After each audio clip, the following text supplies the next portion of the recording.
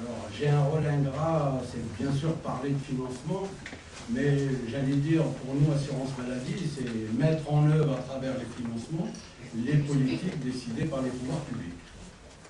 Et donc, juste pour l'histoire, mais ça a été rappelé, sur le FACS, sur le Fonds d'amélioration de la qualité des soins de ville, c'est juste pour situer une phase historique, comme ça que je vais associer les gouvernements successifs.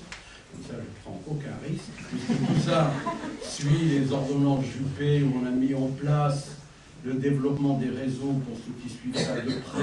On a mis une commission nationale, commission Soubi.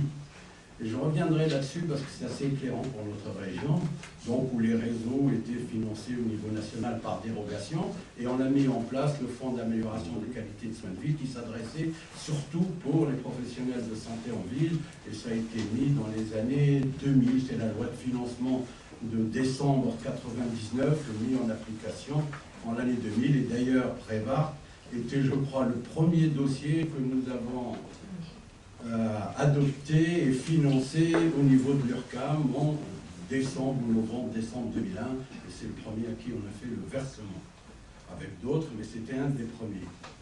Ensuite, il y a eu sur les réseaux une évolution, puisque à un moment donné, vous avez vu sur le tableau apparaître DR, dotation régionale de développement des réseaux, parce que la commission Soubi, ses méthodes étaient un peu lourdes, puisque c'était des méthodes centralisées et tout remonté à Paris. On avait arrêté le dispositif Soubi, on avait régionalisé l'enveloppe, et c'est comme ça qu'en l'année, après la loi Kouchner, c'était mars 2002, c'était avant le gouvernement Raffarin, il y avait la loi de santé publique et sur les réseaux, et donc on avait créé cette enveloppe en 2002, et c'est pour ça qu'on a transféré une partie du financement de Prévart sur cette enveloppe. Pourquoi je dis les deux types d'enveloppes, le niveau centralisé et le niveau régional? Parce qu'on vient, dans le cadre de la dernière loi de financement, monsieur le député, que vous avez adopté au mois de décembre, on a modifié le dispositif du FACS et de la dotation des réseaux en le centralisant au niveau parisien. Et maintenant, nous sommes ce qu'on appelle le fixe, peu importe les sigles. De toute façon, l'enveloppe du FACS et l'enveloppe de la dotation des réseaux sont rassemblées au niveau national. Il n'y a pas d'augmentation des enveloppes. On n'a fait qu'additionner les enveloppes précédentes. Hein, je fais plus court? Ah oui.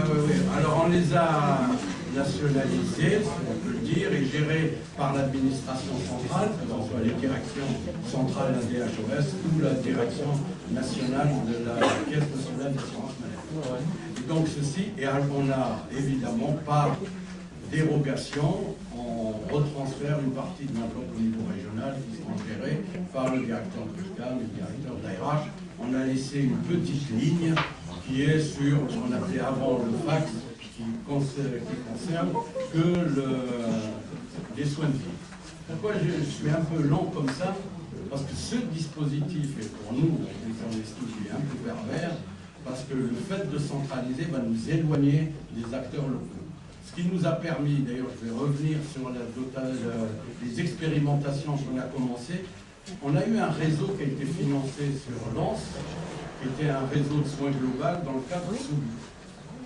Et il y a eu Prévart qui a commencé en même temps. Prévart a commencé, comme vous avez vu dans le tableau, petit à petit, par action après action qu'on additionnait. Et le tableau est assez éclairant, je ne vais pas vous le reprendre, vous l'avez encore en tête. Le réseau global de Lens, comme son nom l'indique, c'était un réseau qui reprenait à la fois les soins de première intention et de deuxième intention, qui reprenait les généralistes et les spécialistes dans un même réseau pour une prise en charge globale des patients et toute pathologie confondue.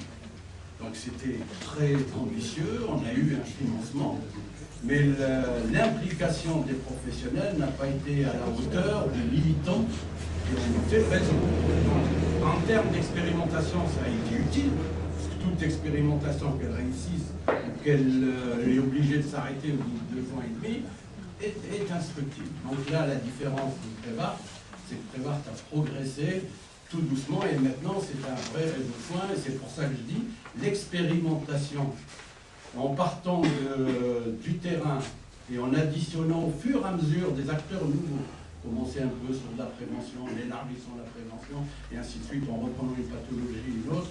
C'est comme ça qu'on arrive petit à petit à mettre en place des équipes pluridisciplinaires. Et pourquoi j'insiste sur ce point? Parce que là, on a des inquiétudes sur les modes de financement des réseaux puissants.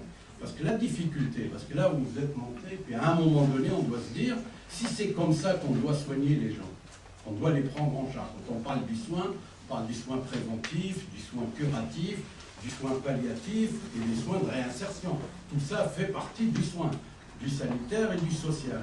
Si c'est en équipe pluridisciplinaire, en équipe de terrain, il faut que nos modes de financement aujourd'hui du soin soient, ce qu'on finance le réseau, ne soit pas dérogatoire au mode de financement. Aujourd'hui, c'est un mode dérogatoire, puisque ce qui est dans le risque, on appelle le risque, le droit commun, c'est les soins de ville avec les honoraires, les actes, les soins hospitaliers avec la dotation, le MICAC, la T2A, chacun finançant ses propres activités, et les réseaux, que ce soit par un mode de gestion centralisé ou un mode de gestion décentralisé, sont dérogatoires au droit commun.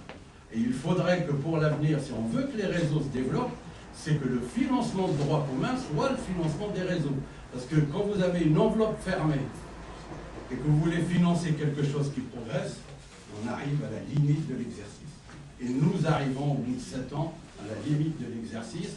La réforme qui a été faite, je le dis devant André, c'est qu'on a réformé la gouvernance des réseaux, on n'a pas réformé les réseaux et leur mode de prise en charge. Ce n'est pas parce qu'on met un directeur qui décide du financement, ça modifie le fonctionnement des réseaux si on le met à la place d'un conseil d'administration ou de conseiller. Ce n'est pas la nature des personnes qui fait. C'est ce qu'on a fait dans la réforme. On l'a centralisé, on l'a donné à des administrations centrales, en les retirant à des conseils qui étaient gérés par des conseillers, des représentants des professionnels de santé.